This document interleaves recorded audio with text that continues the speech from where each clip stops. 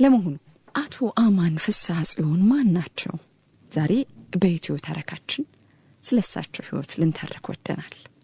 አቶ አማን ህይወቱና ማንነቱ በእምነት፣ በቁርጠኝነት፣ በተስፋና በጽናት ላይ የቆመ ትጉ ሰው እንደነበር ይነገርለታል። በፈጣሪ ላይ በነበረው ጽኑ እምነትና ለወገኖቹ ለሀገሩ በነበረው የማይነጥፍ ፍቅር የተነሳ የተቸገሩትን ለመርዳት የሌሎችንም ባለማበስ የማይታክት ሰው ነበር።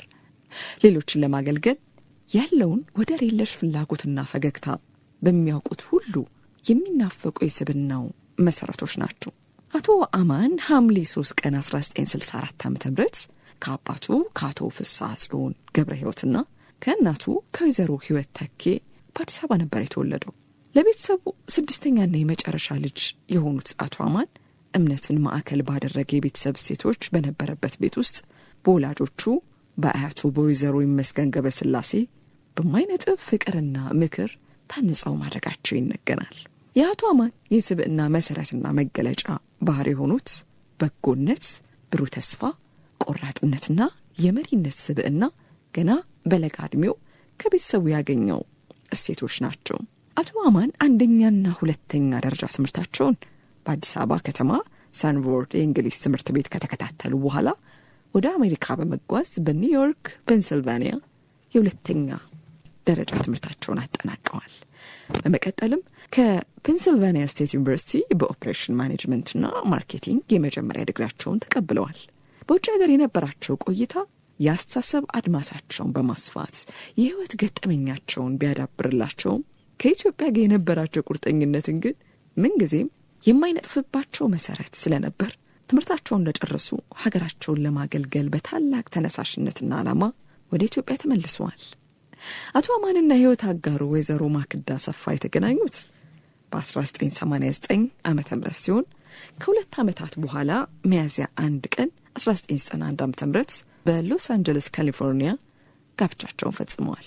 ትዳራቸውንም በጥልቅ ፍቅር፣ መደጋገፍ፣ ሁኔታዎችና ፈተና በማይበግረው ጽኑ ፍቅር ታማኝነት ላይ የተገነባ ህይወት ጥምረት እንደነበር ይነገርላቸዋል። ሁለት ሆነው እንደ አንድ የኖሩበትን የትዳር ህይወት በመከባበር በፈሪሃ እግዚአብሔርና በጋራ ህብረት በተገነባ ጥንካሬ መርተውታል። በዚህ ጊዜ አማኑኤል መቅደላዊትና ሰላም ፍስሐ ጽዮን የተባሉ 3 ልጆችን ያፈሩ ሲሆን ኖባ የተባለች የልጅ ልጅ ለማየትም በቅተዋል። አቶ አማን በህይወታቸው እጅግ መጠነ ሰፊ የሆኑ ስኬቶች ባለቤት ቢሆኑም ከሁሉ በላይ ትልቅ ኩራታቸውና ደስታቸው ቤተሰባቸው ነበር። አቶ አማን በ2000 ዓመተ ምህረት ከአጋሮቻቸው ከአቶ ሙሴ ፍስሐ ጽዮን፣ ዮሐና ፍስሐ ጽዮንና አቶ ነብዩ ያሬድ ጋር በመሆን የኢትዮጵያ ብሮድካስቲንግ ሰርቪስ ኢቢኤስ ቲቪን በሲልቨር ስፕሪንግ ሜሪላንድ መሰረቱ። በታላቅ ራዕይ የተጀመረው የተቋም በአጭር ጊዜ ውስጥ በዓለም ዙሪያ በሚሊዮኖች የሚቆጠሩ ተመልካቾች የሚደርስና በሀገር ውስጥና በውጭ ለሚገኙ ኢትዮጵያውያን ዋነኛ የመገናኛ ድልድይ ለመሆን በቃ። ኢቢኤስ የአቶ አማንን የፈጠራ ስራ አመራርና አርቆ ሐሳቢነት የሚያንጸባርቅ በማህበረሰቡ ዘንድ ታማኝነትና ተደማጭነት ያለው ድምጽ ለመሆንም በቃ። አቶ አማን በ2003 ዓመተ ምህረት ለብዙ ዘመናት ሲመኙት የነበረውን ወደ ሀገር የመመለስ ውሳኔ ተግባራዊ በማድረግ በህይወታቸውና በሙያቸው ውስጥ አዲስ ምዕራፍ ከፍተዋል። በእሳቸው መሪነት ኢቢኤስ በኢትዮጵያ የሚዲያ እድገት ላይ ጎልቶ ትልቅ ሚናን ተጫውቷል። የነደፉት ራዕይና ከአጋሮቻቸው ጋር ተደምሮ በሀገሪቱ የመገናኛ ብዙሃን ኢንዱስትሪ ውስጥ ትርጉም ያለው ለውጥና ሽግግር እንዲመጣም ረድቷል። ነፃ የመገናኛ ብዙሃን እንዲስፋፋና በቴሌቪዥን በመገናኛው ዘርፍ ለአዳዲስ ፈጠራዎችና ለበርካታ ባለሙያዎች እድልና መድረኮች እንዲፈጥሩ ትልቅ አስተዋጽኦ አበርክቷል። አቶ አማን በጣም በርካታ ውጤቶችን ባስመዘገቡበትና መሰረታዊ የሚባል አሻራ ባሳረፉበት ጉልህ የሥራ ዘመናቸው በአሜሪካና በኢትዮጵያ ውስጥ በበርካታ ተቋማት ውስጥ በከፍተኛ የአመራርነትና የቦርድ አባልነት አገልግለዋል። የቲኤ ብሮድካስቲንግ ዋና ስራ አስፈጻሚ፣ የክሊር አቪዬሽን ኢንተርናሽናል ማኔጂንግ ዳይሬክተር በመሆንም ሰርተዋል። በተጨማሪም በባህር ዳር ዩኒቨርሲቲ፣ በአዲስ አበባ የዲያስፖራ ማህበር፣ በኢትዮጵያ ብሮድካስቶች ዘርፍ ማህበር ውስጥም በስራ አመራር ቦርድ አባልነትና በባለሙያነት የላቀ አስተዋጽኦን አበርክተዋል። ለነዚህ አበርክቶቻቸውና ስኬቶቻቸው በርካታ እውቅናና አክብሮቶችን አግኝተዋል።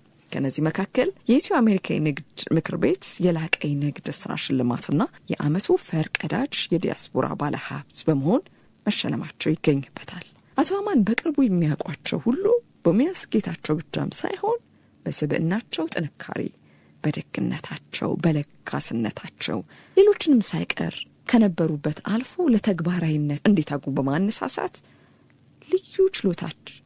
በልዩ ችሎታቸው ያከብሯቸዋል፣ ይወዷቸዋል። አቶ አማን ዘንድ ተስፋ መቁረጥ፣ መሸነፍ፣ መረታት ቦታ አልነበራቸውም።